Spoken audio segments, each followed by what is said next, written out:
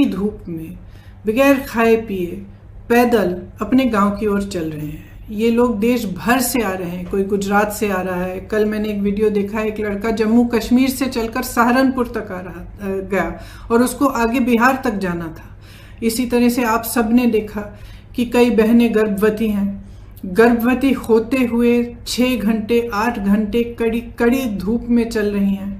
कुछ लोग अपने बच्चों को गोद में लेके जा रहे हैं, कुछ टूटी हुई साइकिलों पर जा रहे हैं। एक और वीडियो मैंने देखा कि एक दादी दादा अपने पोती पोतों को उठाकर, इस तरह से दादाजी उनको उठाकर एक झूला सा बनाया था, उसमें उनको रख के उठाकर चल रहे थे। अब हम सबको अपनी जिम्मेदारी समझनी पड़ेगी। ये सिर्फ भारत के लोग नहीं हैं, ये भारत के वो लोग हैं जो भारत की रीढ़ की हड्डी हैं, जिन्होंने ये इमारतें बनाई जिनमें हम रह रहे हैं, जिनके खून और पसीनों से ये देश चलता है। हम सबकी जिम्मेदारी है इनके प्रति, मेरी है, आपकी है, सरकार की है, हर राजनीतिक दल की है। इसलिए मैं समझती हूँ कि ये राजनीति करने का समय नहीं है। बहुत ही स्पष्ट हूँ कि हर राजनीतिक दल अपने राजनीतिक परहेजों को दूर करते हुए सकारात्मक भाव से, सेवा भाव से लोगों की मदद में शामिल हों। तो उत्तर प्रदेश की जो कांग्रेस पार्टी है, इसी भावना को लेकर जैसे ही लॉकडाउन की अनाउंसमेंट हुई, उसके अगले दिन हमने हर ज़िले में वॉलंटियर ग्रुप बनाए, जिसको हमने कांग्रेस के सिपाही का नाम दिया। इन वॉलंटियर ग्रुप्स के ज़रिए हमने हेल्पलाइन जारी करी हर ज़िले में, और दिन रात हम खाना राशन बांटने का काम कर रहे हैं। इसके अलावा हमने सांझी रसोइयाँ खोली। उसके अलावा हमने हाईवे की टास्क फोर्स बनवाए, जो हाईवे पे जो चल रहे हैं उनकी मदद के लिए है। तो तमाम ऐसे कार्य हमारे बड़े से बड़े लीडर और हमारे ग्रामीण स्तर के कार्यकर्ता, हमारे ज़िला स्तर के कार्यकर्ता अपने ही साधनों से ये काम दिन रात कर रहे हैं। और इस काम के ज़रिए हमने अब तक 67 लाख लोगों की मदद की है। उसमें से 60 लाख के करीब उत्तर प्रदेश में ही हैं और 7 लाख लोग ऐसे हैं जो उत्तर प्रदेश के बाहर फंसे हुए थे, जिनको खाना राशन की ज़रूरत थी और जिनका वापस आने के लिए हम कोऑर्डिनेशन कर रहे हैं। हमारी एक सेंट्रल हेल्पलाइन भी है, उसके ज़रिए भी हम लगातार दिन रात कोऑर्डिनेशन करते हैं। तो हम मदद करना चाह रहे हैं। हमारी भावना शुरू से सकारात्मक रही है और सेवा का भाव हो रहा है। इसी भाव से हमने अपने सुझाव मुख्यमंत्री जी को दिए और सकारात्मक रूप से ही दिए कि देखिए, आपको ठीक लगे तो आप ये चीज़ें कर लीजिए। जहाँ जहाँ हमें लगा कि वो कुछ अच्छा कर रहे हैं, हमने उनकी तारीफ भी की, हमने उसका स्वागत किया, उन कदमों का स्वागत भी किया। कुछ समय से हम कह रहे थे कि यूपी रोडवेज की जो बसें हैं उनको प्रवासी भाई बहनों के लिए उपलब्ध करा दीजिए, ताकि उनको जो पैदल चल रहे हैं वो बसों में बैठकर बसों में बैठकर सुरक्षित तरह से अपने घर गांव पहुंच पाए।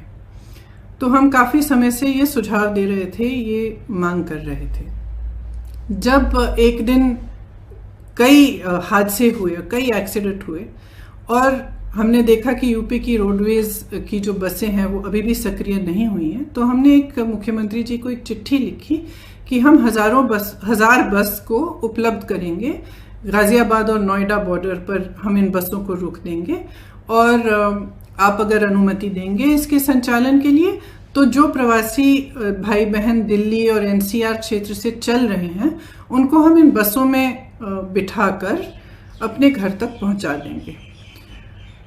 तो अगले दिन मुख्यमंत्री जी ने ये ऐलान किया कि यूपी रोडवेज की 12,000 बसें हैं, इन्हीं का इस्तेमाल होगा और आपकी बसों की ज़रूरत नहीं है। तो हमने 17 तारीख को सुबह 500 बसें गाजियाबाद में खड़ी की थी, हमने उनको वापस भेज दिया। अगले दिन उनसे एक और चिट्ठी मिली कि आप अपनी लिस्ट दे दीजिए और 1000 बस की आप लिस्ट दे दीजिए, उसमें चालक का नाम होना चाहिए, परिचालक का नाम होना चाहिए, फिटनेस सर्टिफिकेट वगैरह सब कुछ आदि होना चाहिए, ये हमारे पास पहुंचा दीजिए। तो हमने उनको धन्यवाद दिया कि आपने हमें अनुमति दी है बसों को चलाने के लिए, आपको हम लिस्ट उपलब्ध कर देंगे। तो 4-5 घंटों बाद हमने वह लिस्ट उपलब्ध कर दी। फिर 11:30 बजे रात को उनसे एक और चिट्ठी मिली कि आप अपनी 1000 बसें लखनऊ पहुंचा दीजिए कल सुबह 10 बजे। तो इसमें हमने कहा कि देखिए, हमारी बसें खाली दिल्ली से लखनऊ जाएंगी। इन बसों का मकसद ही ये था कि गाजियाबाद और नोएडा से, एनसीआर क्षेत्र से जो चल के जा रहे हैं उनको हम बिठाकर उत्तर प्रदेश के गांव और ज़िलों में ले जाएं। तो इन बसों का लखनऊ तक खाली चलना तो पूरे मकसद को ही ख़त्म कर देता है। तो हमने उनसे ये सुझाव दिया कि देखिए, हम गाजियाबाद नोएडा में इन बसों को तैयार रख लेंगे, आप परमिट दे दीजिएगा। फिर ये पूरा राजनीतिक सिलसिला शुरू हुआ कि आप हमें परमिट दे रहे हैं, लिस्ट दे रहे हैं, लिस्ट में कुछ गलत नाम है। जो भी है, मैं इन चीज़ों में नहीं पढ़ना चाहती और मैं सरकार पर सवाल भी नहीं उठाना चाहती। अगर उस लिस्ट में कुछ ऐसे नंबर हैं जो गलत हैं, कोई बात नहीं, हम एक नई लिस्ट भी उनको दे सकते हैं।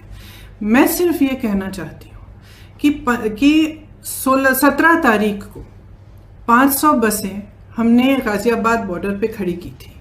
अगर वो 500 बसें चली होती तो कम से कम 20,000 लोग घर सही सलामत पहुंच जाते। कल हमने 900 बसें, 500 बसें राजस्थान के बॉर्डर पर और राजस्थान यूपी के बॉर्डर पर, और 300 से अधिक बसें, जिनकी पूरी टोटल संख्या 900 के करीब थी, हमने गाजियाबाद बॉर्डर पे, दिल्ली बॉर्डर पे हमने उपलब्ध कराई। अब अगर ये बसें चली होती तो कल 36,000 और आज 36,000 लोग अपने घर के लिए सही सलामत सुरक्षापूर्ण रवाना हो जाते। लेकिन हम इस राजनीतिक सिलसिले में उलझे रहे। उन्होंने कहा कि लिस्ट गलत है, कुछ ये हो रहा है, वो हो रहा है, बसें हमारी पहुंच गई हैं। कल 4 बजे से हमारी बसें बॉर्डर पे खड़ी थी। उनको आगे परमिट, यूपी के जहाँ पे उन्होंने कहा था कि यहाँ पे हमें गाजियाबाद और नोएडा में 2 पॉइंट्स दिए थे, यहाँ तक पहुँचाइए, वहाँ जाने का परमिट ही नहीं दे रहे हैं यूपी के अंदर। तो बसें खड़ी रहीं, आज भी खड़ी हैं। अब मैं सिर्फ ये कहना चाहती हूँ कि देखिए, 4 बजे 24 घंटे हो जाएंगे कि ये बसें उपलब्ध हैं। अगर आपको इस्तेमाल करनी है तो इस्तेमाल करिए, हमें अनुमति दीजिए। आपको भाजपा के झंडे लगाने हैं, इन पे अपने भाजपा के स्टिकर लगाने हैं तो बेशक लगाइए, बेशक लगाइए। आपको अगर कहना है कि आपने उपलब्ध कराई हैं तब भी कराइए, लेकिन इन बसों को चलने दें। क्योंकि जब तक हम इस राजनीतिक उलझन में पड़े रहे हैं ना, जब तक आप अजीब अजीब से बयान दे रहे हैं और तमाम इश्यूज उठा रहे हैं, तब तक हम कम से कम 92,000 लोगों को घर पहुंचा सकते थे। और वही 92,000 लोग आज धूप में चल रहे हैं, उनके सामने तमाम मुसीबतों को झेलते हुए चल रहे हैं। तो मैं सिर्फ मुख्यमंत्री जी से ये आग्रह करना चाहती हूँ, हमारी बसें वहाँ पे 4 बजे तक खड़ी हैं। आपको इस्तेमाल करनी है तो आप हमें परमिट दीजिए, अनुमति दीजिए कि हम उनका संचालन कर सकें। अगर आपको नहीं इस्तेमाल करनी है तो भी कोई बात नहीं, हम उनको वापस भेज देंगे। हमने 3 दिन पहले भी वापस भेज दिया था 500 बसों को, हम वापस भेज देंगे। जिस तरह से हम लोगों की मदद कर रहे हैं, जिस तरह से हमारे लोग हर ज़िले में, हर शहर में, हमारे कार्यकर्ता प्रवासी भाई बहनों के और लॉकडाउन और महामारी से जो पीड़ित लोग हैं उनकी मदद कर रहे हैं, उस तरह से हम करते रहेंगे। हमें कोई परवाह नहीं है कि आपकी बसें हैं या हमारी बसें, हम सिर्फ एक सेवा भाव से मदद करना चाह रहे थे। तो मैं कहना चाहती हूँ अपने ख़ास तौर से अपने प्रवासी भाई बहनों से जो इस संकट में हैं और जो पैदल चल के जा रहे हैं, कि कांग्रेस का एक एक कार्यकर्ता, एक एक नेता आपके साथ है। आप उत्तर प्रदेश के जिस ज़िले से, जिस शहर से गुजरेंगे, हमारे लोग आपको मिलेंगे, आपको खाना उपलब्ध करेंगे, आपके लिए पानी उपलब्ध करेंगे, आपकी कोई भी सुविधा की ज़रूरत हो वह उपलब्ध करेंगे। हमारी जो क्षमता है उससे हम पूरी तरह से आपको मदद करने की कोशिश करेंगे और हम आपके साथ इस संकट में खड़े हैं। धन्यवाद।